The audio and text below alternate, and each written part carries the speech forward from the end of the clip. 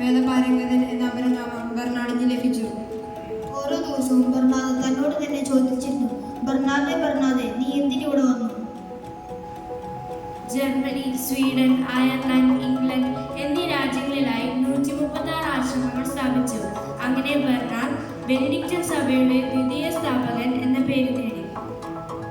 പല മാർപ്പാപ്പന്മാരും ബർണാഡിന്റെ ഉപദേശം സ്വീകരിച്ചിരുന്നു. വാണിജ്യ ജോലികൾക്കിടയിൽ ധ്യാനം മുടക്കരുത് എന്നായിരുന്നു ബർണാദിന്റെ പ്രധാന ഉപദേശം. അസാധാരണമായിരുന്നു ബർണാഡിന്റെ ദൈവമാതൃഭക്തി. പരിശുദ്ധ രാജ്ഞി എന്ന ജപത്തിലെ അവസാന വാക്യം എത്രയും ദയുള്ള മാതാവേ എന്ന ജപവും ബർണാഡ് എഴുതിയതാണ്. ആശ്രമത്തിൽ ചേരാൻ വന്നവരോട് ബർണാഡ് ഇങ്ങനെ പറഞ്ഞിരുന്നു: ഇവിടെ പ്രവേശിക്കുന്നവരെന്ന് ശരീരം വാതിൽക്കൽ വെക്കട്ടെ. ഇവിടെ നിങ്ങളുടെ ആത്മാവിൽ മാത്രമേ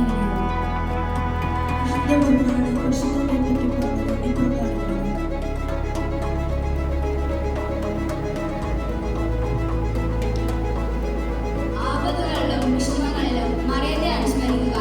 അവളുടെ നാമം സദാ നിങ്ങളുടെ നാവുകളിൽ ഉണ്ടായിരിക്കട്ടെ.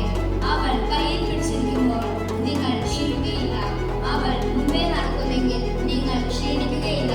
പരിശുദ്ധ അമ്മ അനുകൂലിക്കുന്നെങ്കിൽ നിങ്ങൾ ലക്ഷ്യത്തിലെത്തിച്ചേരും. കൂട്ടുകാരെ, എന്നാൽ നമുക്ക് വിശുദ്ധ ബർണാഡ് എഴുതിയ ജപം ഒരുമിച്ച് ചൊല്ലിയാലോ?